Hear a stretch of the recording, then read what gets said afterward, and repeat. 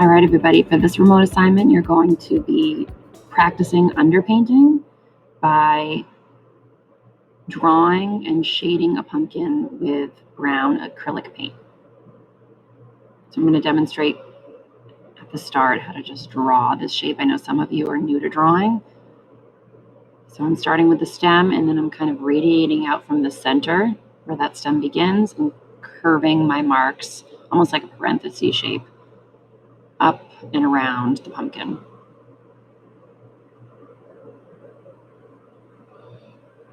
And I'm looking at that image of the pumpkin when I draw. So keep that slide up. Actually, the image on the right at the beginning of the presentation has a nice image of a pumpkin that you can copy. And then the bottom is kind of curved as well.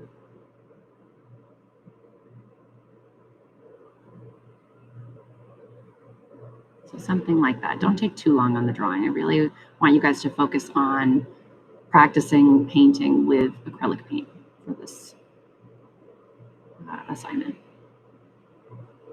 All right, so now I'm getting my acrylic paint ready, and I mixed some darker browns using just straight brown. I mixed lighter browns using white.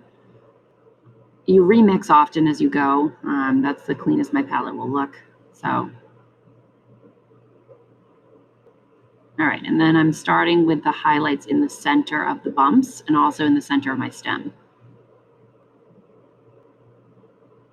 I'm using a small brush, and then I'm going in with a value that is a little bit darker than that white brown value.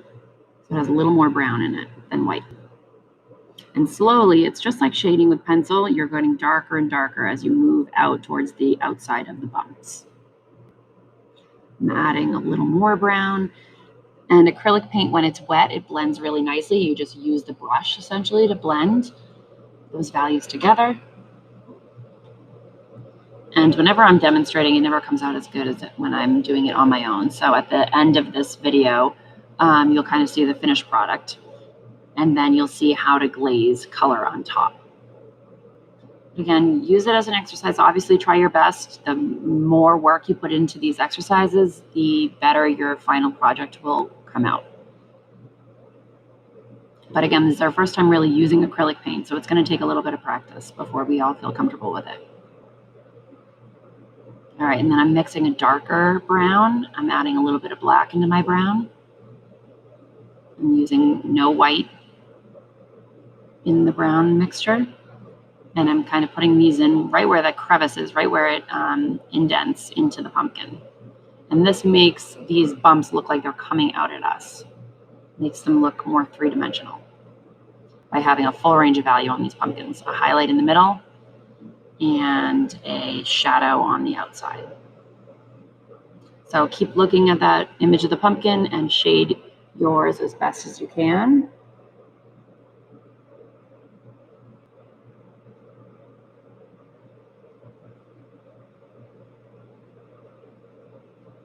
So I would fast forward a little bit. I'm just going to remind myself of that.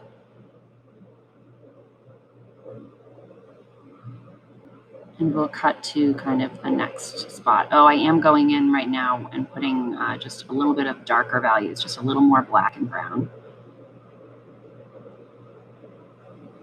Okay, so let's see.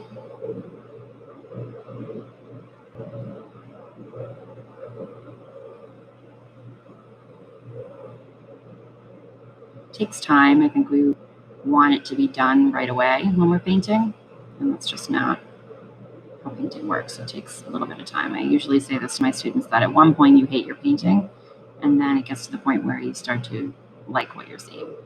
That's just part of the process. It's not going to look like a finished product as soon as you begin. So be patient with it. I'm going in and putting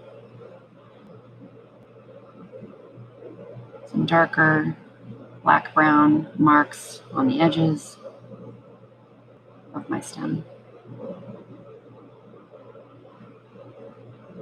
and on the indents of the pumpkin. Just continuing to rework what you've done. Add more and more detail. Kind of looking at that pumpkin photo as you work.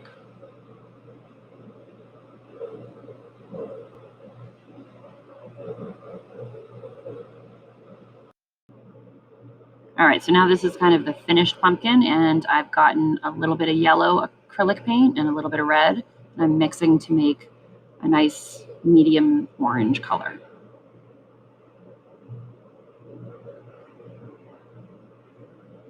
My brown underpainting has dried, so that's really important. You want to make sure it's completely dry when you do this step.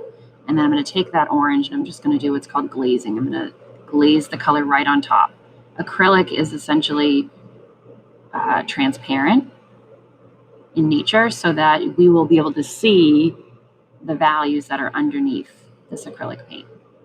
We'll be able to see the brown shadows and highlights right underneath so that our orange pumpkin is now shaded and has a full range of value, which makes it look more three-dimensional. So you want to use a small to medium brush when you're doing this step. Kind of smooth out your marks. You don't need a whole lot of paint on your brush. And then I'm cleaning my brush, and I'm going to do, when you do your fruit paintings, you're going to decide on a background color. So I'm going to just glaze a blue right over that shadow in the background.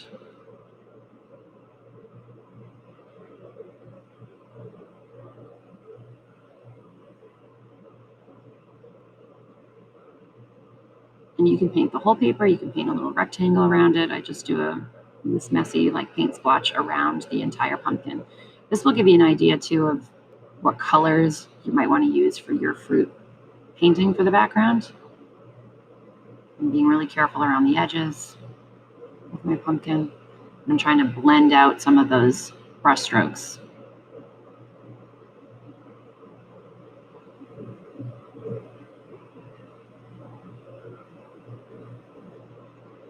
You can always use your small brush as you get close to the pumpkin too, so that you don't neatly around it.